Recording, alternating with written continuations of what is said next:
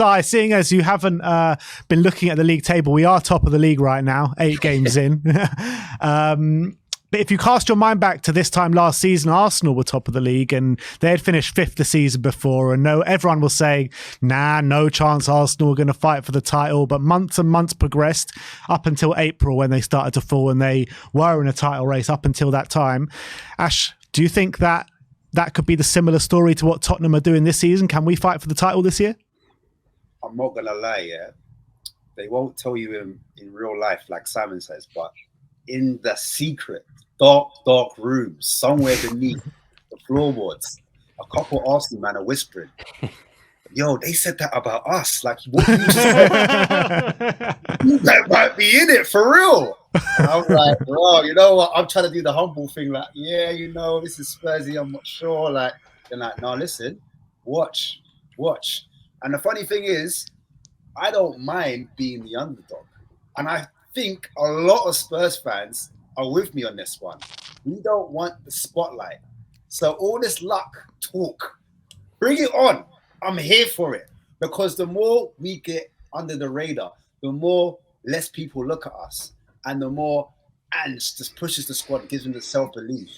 Listen, we're going to do great things. And I think there was a big difference between Arsenal and Spurs' kind of like rebuild or rejuvenation or build, whatever you want to call it, project. I think Arteta had to do a lot more, and I think Ange inherited a bigger, higher quality squad when he came in, and so he didn't have the same problems that he had, let's say, at Japan, where he had a 40-year-old centre back. Do you know what I'm saying? He had to prove himself. Nobody knew who he was in Japan, and this squad was 15th, and he had to get rid of ABC. Then fast forward to Celtic, same thing again. No one didn't really know who he was. The squad that he inherited wasn't that great. Do you know what I'm saying? This time, as I said before, this squad just needed to have a few reshuffles, a bit of belief pushed inside them, and then all of a sudden, you know what I mean? Could we do the unthinkable? I mean, I don't want to say it because I don't want to jinx it. I'm a bit superstitious. I'm not going to lie to you. So the way I've got my toes crossed like this, black cats under the ladders, I'm not stepping no cracks. I'm just praying before I go to bed every night, you know, that Spurs can do something special this season and just prove everyone wrong. I really understand why we are pessimistic and we don't want to say like, yeah, you know what, we could be, but you know what, you have to be in it to win it, Ben. Let's face it. And at the moment, we're in it. And I do understand that, you know, we haven't played the Newcastles. We haven't played the Aston Villas. But guess what? I think we could do them. I'm not going to lie to you. Newcastle, at the moment, where are they in the league? I know they had a harder start than us. And that's the reason that reflects where they are in the league. But last season, they were drawing so many games and they were getting hyped up. Oh, Newcastle this, Newcastle that. We're winning our games. We're winning our games. We're drawing a couple, but the majority of games we're winning. I think we look better than Newcastle at the moment. They've had a longer time to kind of put their build in place. But I think we were fighting. Before Conte went, again, I go back to Conte, before he went, we were pushing Newcastle. We were pushing Newcastle United. And now I'm no surprise United are where they are and we are where we are because we just have a better 11, in my opinion. And if we can build on that, then why not? Why not? Like, I just think that, look, if you check it, goalkeeper, tick. Centre backs, tick. Fullback, tick. Midfield, booming. It's the front three where the question mark is. Do you know what I'm saying? If we can get some type of consistency, we get proper wingers in. Oh, I'm scared for the rest of the league. Anyhow, we get anything decent. Booming on the right-hand side and on the left, we're still in the middle. I pass it on to someone else. I don't want to carry it. We're going invincible, Ash. We're going invincible. I don't want to get gassed. I need to calm this down. It sounds like you're gassed already, bro. Listen, let me read back. Sorry, guys. Right, it's not there yet. The bench is thin, but I go back to seasons before when we were peak Poch. We didn't have a super bench. Do you know what I'm trying to say? And we still did bits. And so that narrative of one injury away. I remember last season, everyone kept saying, oh, Kane might get injured. Did Kane get injured last season? Did Kane get injured the season before? Do you know what I'm saying? He banged 30 goals. How many goals could Son get? I don't know. I'm just throwing questions out there. I don't know. Obviously, the downside is Richie, innit? Like, but anyway. Does it bring us back though to the question before about luck? Do we need luck to go our way in terms of injuries? Maybe like we did that year last season at White Hart Lane, I think it was, where we just barely got an injury all season. Was it Vertonghen or Toby that got injured? Vertonghen and Kane had a couple of injuries, but apart from that, two key areas: the main striker and your main centre backs gone. Do you know what I'm saying? And we still did the business. So what are you telling me, fan base? Like, it's because that centre back came in and did an amazing job. I can't remember his name off the top of my head. Kevin Wimmer, yeah. Kevin Wimmer, that's who it was. And guess what? Eric Dyer was in that side. So, CDM, no? Yeah? Was he CDM that year? He was. I think he was in the back three. Back three. Back three. So I don't know. That's in an attacking side. I'm not saying that Dyer's going to do this. I'm not saying that because I don't want to get clipped. But I'm just saying, innit? I'm just throwing that question out. A lot worse has happened, and we're still pushing. And guess what? It's a first season, and I still think Angie's saying like the team is still kind of going through that process. I still haven't got them quite where I want them. So guess what? When he gets them like to the level where he wants, it's going to be crazy. That's all. I don't know. I could be wrong. Nah, you're not wrong. Sai, talk to me. Do you think we can do it this year? Can we fight for a title? Most seasons when we're doing terribly, I'm saying that we'll win the title. So this season, I'm a bit more balanced. I think since coming on this show, Si, I think last season was probably the only season you didn't say that we were going to win the title. I think I was just depressed in general about how Tottenham were it all over the place. So this season, as I said, it's really early, and there's other reasons why I look at the table a bit later on in the season because it's just not defined yet. And to the points of everyone saying, well, we played these teams and not these teams yet. And I think you have to have that at least 50% of the games done to understand where you are. And at the end of the day, home and away games obviously play their part in certain ways. But my feet are firmly on the ground. I'm definitely excited about what's occurring. I'm not suggesting there's going to be a Leicester season in front of us in that sense, in our favour for once. But for sure, I think the real key things for me is what Ash said about injuries. I think that's really important. It is slightly thin. That does concern me all the time. Particularly if Maddison comes out, yes, of course, there's some relatively good players that can come in. So I think if we can get ourselves to January and hope, which has never really happened in the past, to be honest, that Mr. Levy and everyone sees what's in front of us, like the opportunity to take advantage of this season, as well as developing for the season to come, of course. I think that's the critical area for me. So like I'm always in my heart, always saying that, we'll go and win this, we'll go and win that, of course. But my head being firmly on planet Earth today is saying like, we just got to take it step by step. But we've seen the ethos of the team that can go a long way in any football club. So all it takes is a slip up. I think the main thing from us is if we do have a bad day, like a really bad day, and we have a loss, how that is reacted to. I think that's the key critical part there. Do we fall apart, or does that belief and confidence come back in straight away? If you remember, like Pochettino, probably in the mid-era, where we just won, and I forgot what it meant to lose. I couldn't remember the last time we lost, and then we lost the game. But then literally next game was as if that last game didn't happen.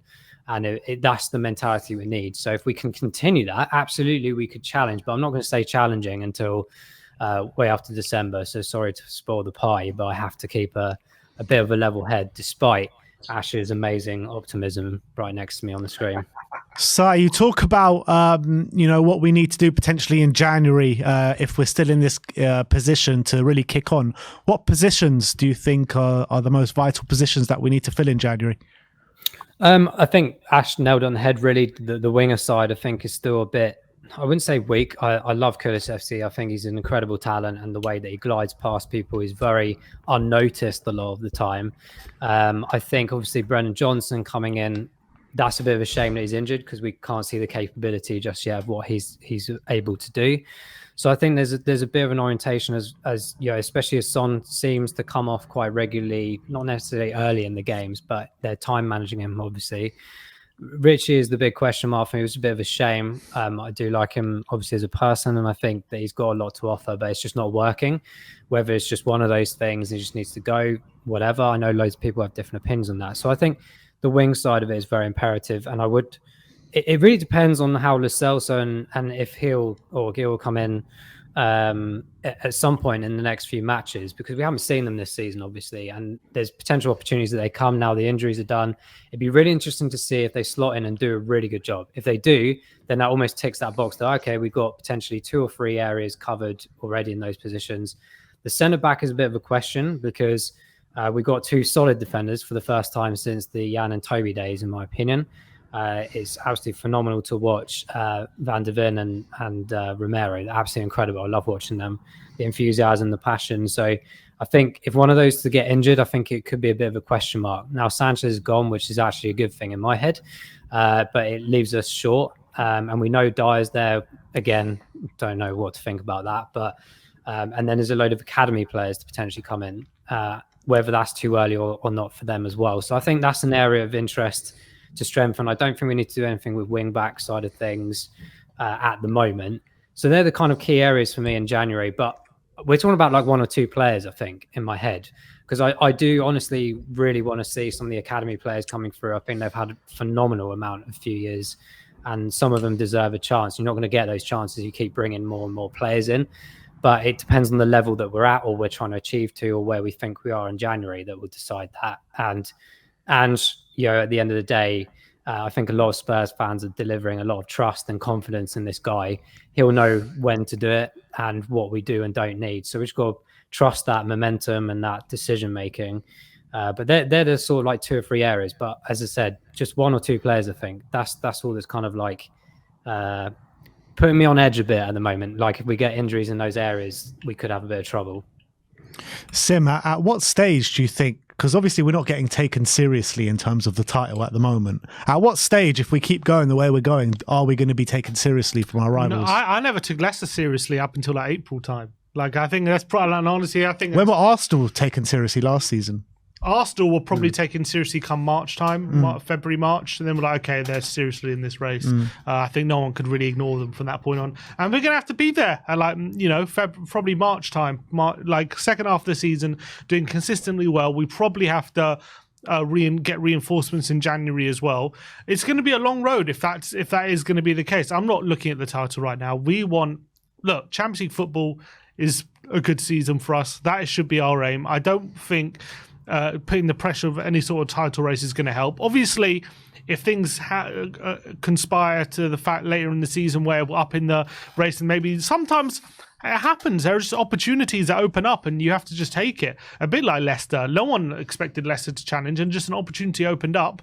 And, I remember Ranieri through the season said, look, this is a very unusual season. We're up there challenging for the title, and it's a special season. And next season, things are going to go back to normal. But while we're here, we have to give everything to try and take advantage of this scenario. And the fact that we're not in Europe, we've seen it before, how teams not in Europe, especially of like one of the top teams, it can really benefit them. I remember Chelsea under Conte won in Europe, and they went from 10th to winning the league. Obviously, Leicester won in Europe that season where they won the league. I remember Arsenal the season when Arteta bottled top 4 on the last couple of games. They were not in Europe that season. That really benefited them. So the fact that we're not in Europe is definitely going to be to our advantage to achieve our goals. But it's in terms of actually challenging for a title, I just think we're relying on way too much. And maybe we'll get lucky. Maybe we'll just go through the whole season with minimal injuries. And if we can keep that first 11 together, we're a match for anyone. I think we showed that already. And I think we could see that with the team that we're developing and how we play. If we can keep that first 11 together, we are a match for any team in the Premier League right now. But if one or two centre-backs get injured, if Basuma gets a long-term injury, I think that really affects us. Madison, if even Udogie, I think, if he picks up a long-term injury, that would be a big problem for us. So we are very dependent on keeping that first 11 together, because I really feel like, we've even seen it in games, when we've had to use subs, the quality of the team is definitely not as good. We've seen that. Yeah. And we've seen that especially in the Fulham game as well. When we've had to use a squad, there's been problems. So I think I would love to sit here and say, yeah, we're going to be challenging for the title, but I could come here. I'll come back on stream tomorrow, and during the international break, Van der Ven's picked up a injury, and all of a sudden, it's been derailed, and it's that thin, it's that tight. I think to us being a consistent team, and all of a sudden us having problems in the starting 11. So I don't think we're in a title race. I think if we're still in it by January and then we get reinforcements in, then that's maybe a time to say maybe we're going to be serious. But right now, considering as well 50% of our games have been against the bottom four, I just think it's way too early to say Tottenham can challenge for a title. For me, I think you're going to learn a lot about this team over the next few weeks, especially with no Bissouma in the next game. I think you saw in the pre-season game against Barcelona, you can put maybe a fringe team or a second string team with Bissouma in there and we still look good. But then you look at that Fulham game where we played the second string without Bissouma and it just looked completely disjointed. So I feel like it's going to say a lot about this team without Bissouma in the next game. And we're going to probably play 2 games without Bissouma over the next 4 or 5 games with him walking that tightrope again. So I think we're just hanging by a thread at the moment in terms of injuries in so many different areas of the pitch. That's the problem. It's not just one area. It's just so many different areas. Like my brother mentioned, like you all mentioned, to be honest, the centre-back area, the striker area, the midfield, like literally in every area of the pitch, apart from maybe wingers, where now we're on our last legs on the wingers because we've got injuries there. I just feel like it's just too much of a tall order to talk about anything like a title, to be honest, right now. And I think if Spurs do get that 4th spot in the league, I think it will be an incredible season from where we've come from the last couple of years. But if we can get Bentancur back to a really good level as soon as possible, if we can get a few reinforcements in January in like the centre-back area, the full-back area, then I think with a bit of luck coming our way, I think it can happen. I think we can fight until the end, maybe not till the very end, but at least until like the last stage of March, of April, because I'm looking at the fixtures.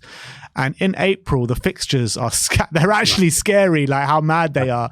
I think we've got like everyone all in a row from Newcastle, Arsenal, Man City, Liverpool. So, I mean, it's a very scary run of fixtures. But can you imagine, like, if we actually go on a run in that stage of the season? Because you remember all those years ago when we made it under top 4, when we lost that semi-final to Portsmouth, everyone's like, oh, we've got Arsenal and Chelsea on our next 2 games. There's no chance of top 4, season's over. But you can galvanize yourself and actually pull through in these games. And if we do that at that stage of a season, you're talking about who knows what can happen. But yeah, go on. Yeah, no, I was going to say that everyone looks at that period as being scary, but I think the boys are looking at it and thinking, I love it. Because what normally happens is you play those relegation teams or those teams that got nothing to play for. And then that's when the results start going iffy. But when you've got like the strong teams and you have to get up for it, and that's when people think, oh, Tottenham aren't going to turn up. That's when Tottenham turn up, bro. It's weird. When you don't expect us to turn up, that's when Tottenham start doing, like, what the hell? And like, no one puts up in any contention. And then all of a sudden, like every season I've seen Neville, Carragher, they never have us in the top 4. Never, ever.